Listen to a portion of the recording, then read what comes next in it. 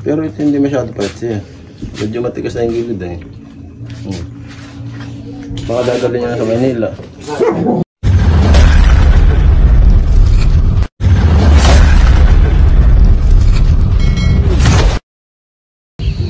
Karedra din tayo ngayon sa fish pond. Ito yung fish pond na luma. Magbubuntag tayo ng bubo kasama natin si Andre. Yan. Mahuli po tayo ng alimango. Yan po yung ating magbubong bata. Siya po ay 10 years old. Wow! Yan. Yan po yung ating bubo. Mahuli po tayo ng alimango. Sana tayo makahuli ng malaking alimango. Anong pain yan, Andre? Tilapia? Opo. Ang pain po ay tilapyang tinadtad. Hook! Inihagis po. Pumalik.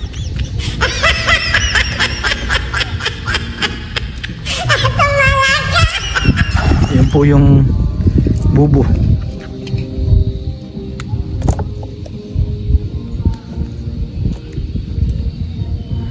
Mamaya po natin papandawin. Sana tayo makahuli. Alimango. Bakit magkakalapit? Dahil po ito. Ilang piraso yan? 20. 20 piraso.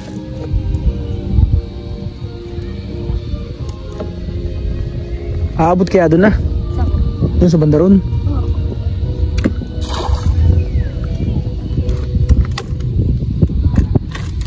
Kakanin sa guwan. Dali, sasaguan na natin.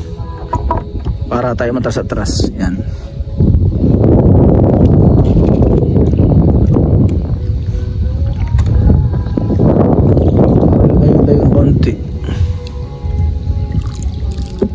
Kalapit masyado ay.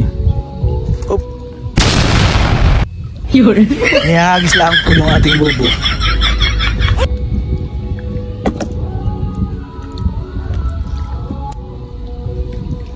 Sasaguan na po natin para tayo makapunta sa kabila.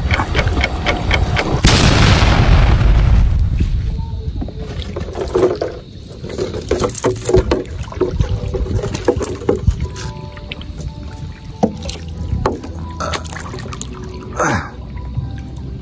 20 piraso po ang bubo. Sigurado ka 20 yan? Opo.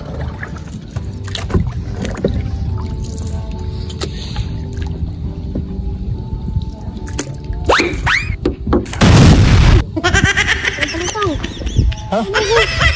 Nasaan palutang? Pero kaya ako rin isa ba? Kunin mo talaga tutang pa ba, no? Ben yung tali, oh. Abot pa yung tali. Yan, oh, tali. Wala pong palutang yung isa. Ben yung tali, kulay green, oh.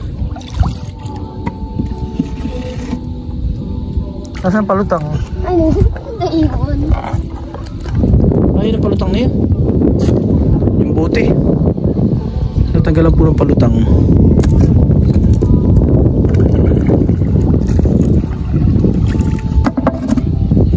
Ano po tayo makahuli ng alimangong malaki?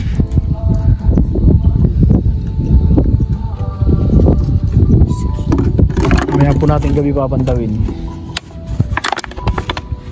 Nilagyan po ni Andre ng palutang.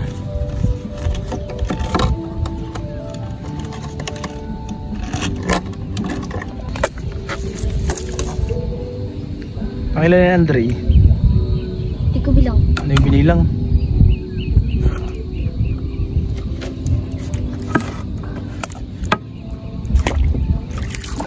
Yan po ang pain, tilapia. Tilapyang iniwa-iwa. Siya po si Andre kasama natin. Siya po ang taga-area ng bubo doon sa fish pond. Nihahagis po niya ang bubo. 3, 2, 1. Tandalan, baka tayo Hop, bakit walang palutang? Ha? Baliktad. Baliktad? Nakataob. Nakataob daw po yung bubo. Makabalik rin namin.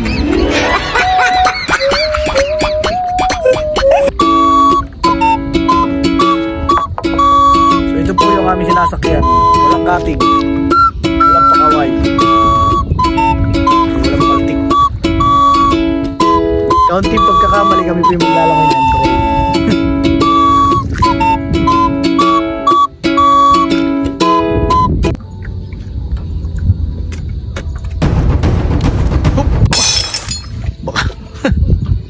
Hagis po uli ang bubo.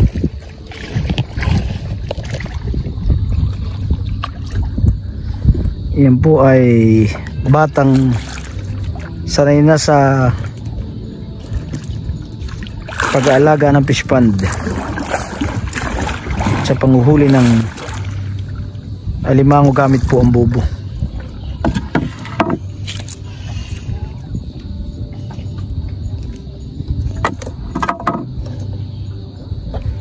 Si Andre,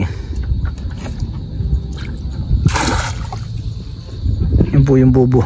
Mamaya natin papandawin mga karyador sa ating gabi.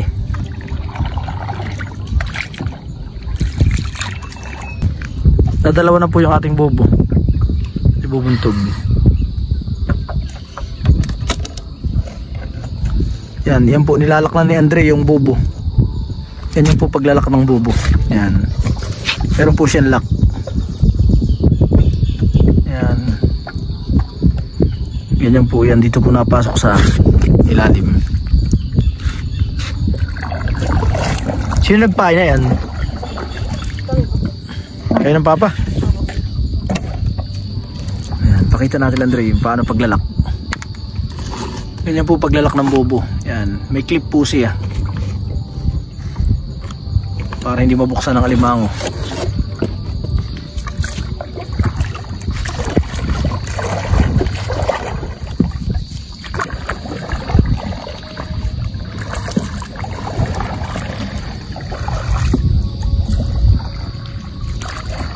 Isa na po ang aming bubuntog.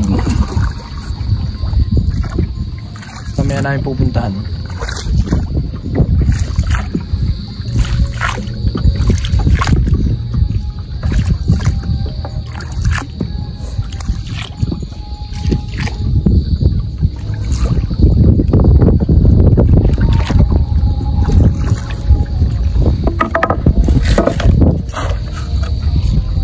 Yan, tapos na po kami. Babalik na po muna kami sa aming pinanggalingan. Mamandaw na po tayo ng bubo. Pupuntahan natin yung mga bubo na ibinuntog natin. Ito na po yung ating pangalawang bubo.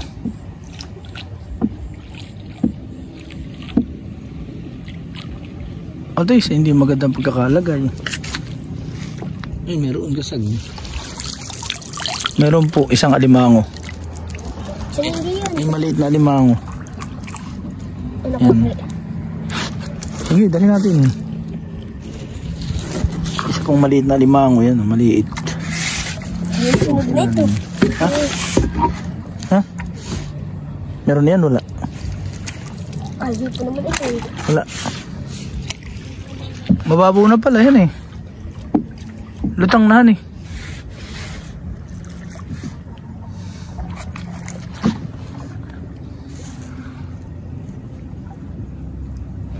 Maman daw.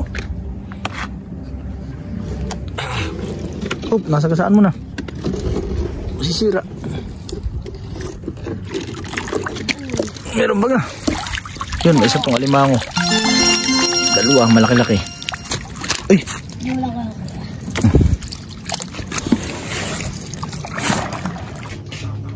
Pero ito hindi masyado pwede siya. Hindi matigas na yung gilid eh. Baka dadali niya sa Manila. Eh, dali mo rin. Dali mo na lang bukas. Sabi mo, hindi naman siya payat na payat talaga.